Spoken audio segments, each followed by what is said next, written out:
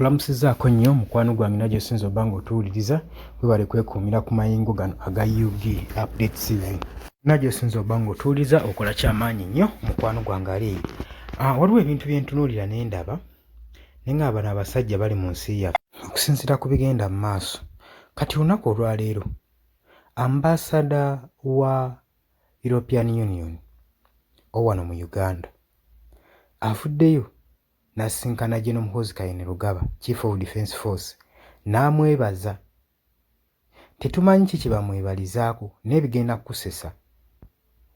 Oli ku UG Update TV k'osinza obba ng'otuwuliriza webale kwekuumira ku mayingo gano. Wabula ggwe atannatweyungako kkirira wansi waliwo ekigambo subscribe kikoneko obeere ng'otwegattako ddala bulungi nnyo gwe mukwano gwange. Abaana mu diaspora mbalamusizaako nnyo mwebale kwekuumira ku mayingo gano aga UG Update TV.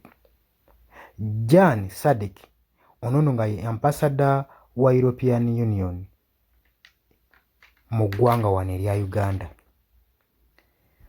avuddeyo ne yeebaza okusinziira ku meeting gye bakoze olwaleero ne General Muhoozi Kainerugaba. Tetumanyi ani yayisa ya munne.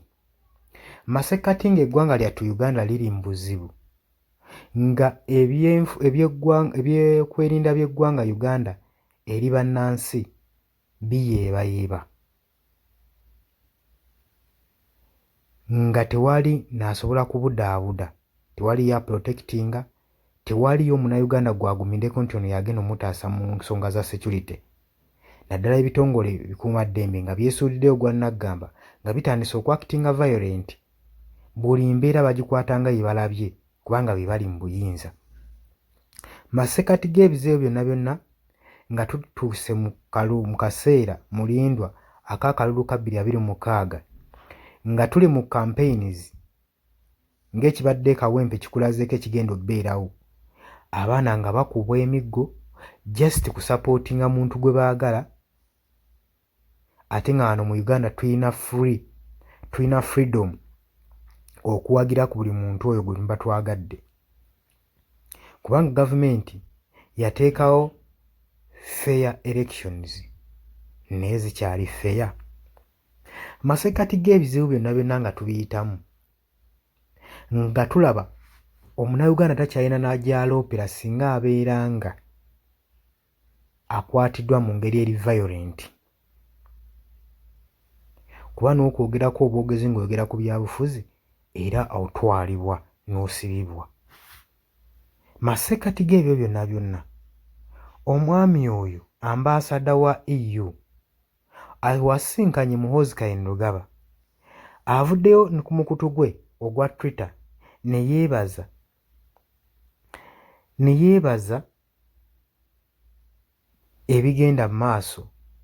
Agambye nti nno yeebaza okupataninga n'eggwanga erya Uganda, yeebaza partnership eriwo masekkati gaabwe ne Uganda ku bya global regions n'embeera egenda mu maaso mu ggwanga.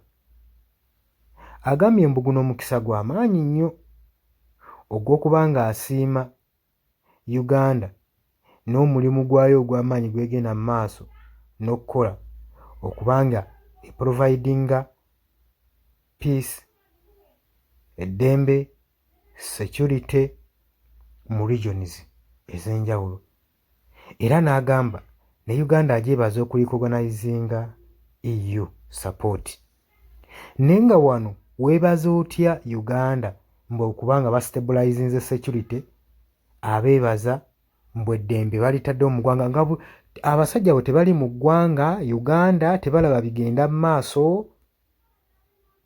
Abasajja bano banaku nga ffe, gavumenti emanyi obbasimbayo obubaasa ne basirikira ebyo ebigenda obukyamu mu ggwanga lye baba batwaliramu obukulembeze bwabwe, kuba bano bye bandijunye bannansi ne bakoma ne ku gavumenti eri mu ggwanga eryo ku ebyo byegenda mu maaso n'okukola okutuntuza abantu, okucunya abantu, okutta abantu, okusiba abatalina misango, bye bintu byandibadde etunuulira ennyo. Okuleka kwegamba obutakyoboola ddembe lya buntu mu kaseera nga human rights violent ziri ku high roof, bano tebabiraba. tetumanyi mugaso gwabwe mu nsi yaffe. Gwe nga ggwe olowooza ki ku embassies zino eziteekebwa mu ggwanga lyaffe naye nga tezisobola tuyamba, nga tezisobola kuloopa kuripootinga violation egenda mu maaso mu ggwanga lyaffe? Bwe ki ky'olowooza?